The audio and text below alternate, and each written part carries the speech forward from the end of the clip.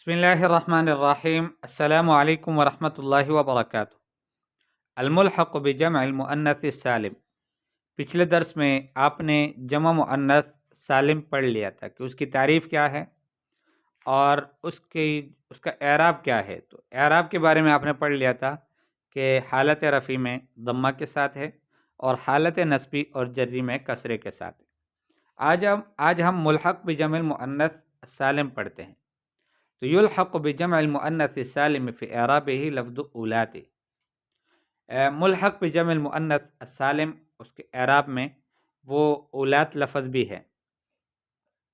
اولات یہ اسم جمع ہے اور اس لفظ سے مفرد نہیں ہے. اور اولات کا معنی ہے صاحبات، بمعنی صاحبات. وهذا اللفظ لا يستعمل الا مضافا. یہ جو لفظ ہے یہ مستعمل نہیں ہوتا مگر اضافت کی حالت میں جو ہے وہ مضاف استعمال ہوتا ہے. جیسے قولہ تعالی وَأُولَاتُ الْأَحْمَالِ أَجَلُهُنَّ أَن يَضَعْنَ حَمْلَهُنَّ. اولات الاحمال، تو اولات مضاف ہے اور الاحمال مضاف الیہ. اولات مبتدا مرفوع وعلامت رفعہ الضمہ وهو مضاف، اور مضاف ہے. الاحمال مضاف الیہ مجرور وعلامت جرہ الکسرہ. اب ہم نے کہا تھا نا کہ اس کا اعراب وہ جمع مؤنث سالم کے اعراب کی طرح ہے. تو یہاں دیکھ لیں قولہ تعالی وَإِن كُنَّ أُولَاتِ حَمْلٍ فَأَنفِقُوا عَلَيْهِنَّ. تو اولات حمل یہ خبر ہے کانا کا منصوب ہے.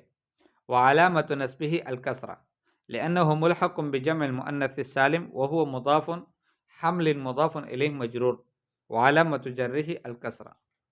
اور ایسے ہی یعنی اولاتی، تو اولاتی یہاں پر جو ہے وہ منصوب تھا چونکہ کانا کا خبر منصوب ہوتا ہے لیکن نصب کی علامت کسرہ ہے. کیوں؟ اس لیے کہ یہ ملحق جمع مؤنث سالم کے. وَتَقُولُ مَرَرْتُ بِأُولَاتِ الْفَضْلِ.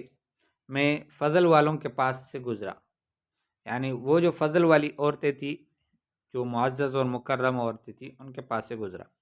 اولات اسم مجرور ہے با کی وجہ سے اور جر کی علامت کسرہ ہے اور وہ مضاف ہے.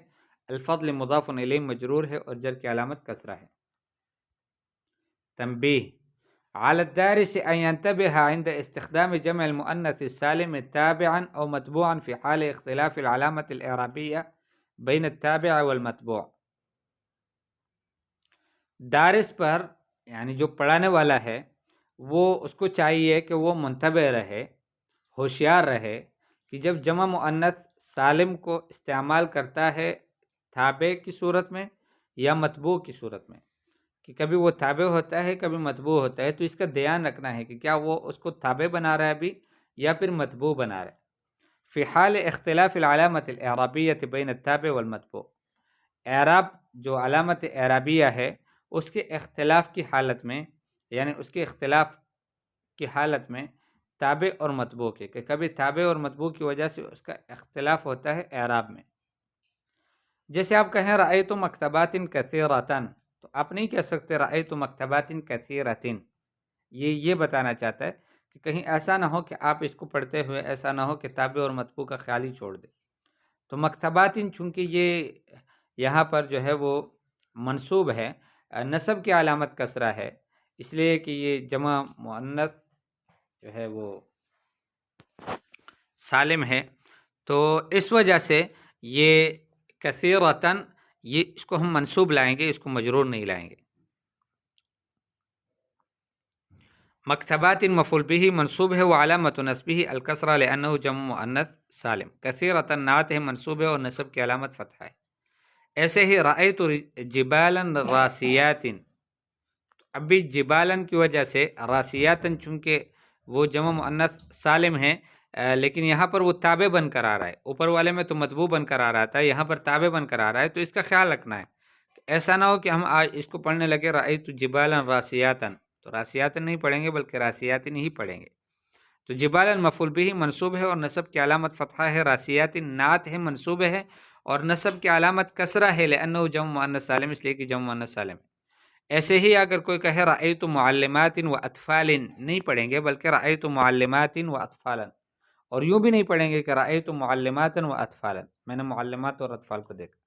اس لیے کہ معلمات یہ مفعول به منصوب ہے، نصب کی علامت کسرہ ہے لأنه جمع مؤنث سالم، اور الواو حرف عطف ہے، اطفالا معطوف ہے معلمات پر، منصوب ہے اور نصب کی علامت فتحہ ہے۔ رأیت طلابا و طالبات، میں نے طلبہ اور طالبات کو دیکھا، تو طلابا یہ مفعول به منصوب ہے اور نصب کی علامت فتحہ ہے، اور الواو حرف عطف ہے، طالبات معطوف ہے طلابا پر، منصوب ہے، یہاں طالبات منصوب ہے اور نصب کی علامت کسرہ ہے لأنه جمع مؤنث سالم، اس لیے کہ جمع مؤنث سالم ہے۔ قال تعالی، قرآن پاک میں بھی اس کی کچھ مثالیں ہیں، وقالوا لن تمسنا النار الا ایاما معدودات، ایام ظرف زمان ہے، منصوب ہے، نصب کی علامت فتحہ ہے، لیکن معدودات یہ صفت ہے، منصوب ہے، نصب کی علامت کسرہ ہے، اس لیے کہ یہ جمع مؤنث سالم ہے۔ قال تعالی وجعلنا فيها رواسي شامخات واسقيناكم ماء فراتا، رواسی مفعول به منصوب ہے، نصب کی علامت فتحہ ہے، تو شامخات کیا ہے؟ شامخات اس کا تابع ہے، تو نعت ہے، منصوب ہے اور نصب کی علامت کسرہ ہے لأنه جمع مؤنث سالم۔ قال تعالی فأنبتنا به جنات وحب الحصید، جنات یہاں پر مفعول به منصوب ہے اور نصب کی علامت کسرہ ہے لأنه جمع مؤنث سالم، اس لیے کہ جمع مؤنث سالم ہے۔ الواو حرف عطف اور حب معطوف ہے جنات پر، منصوب ہے اور نصب کی علامت فتحہ ہے۔ وحب الحصید، وحب الحصید نہیں پڑھیں گے۔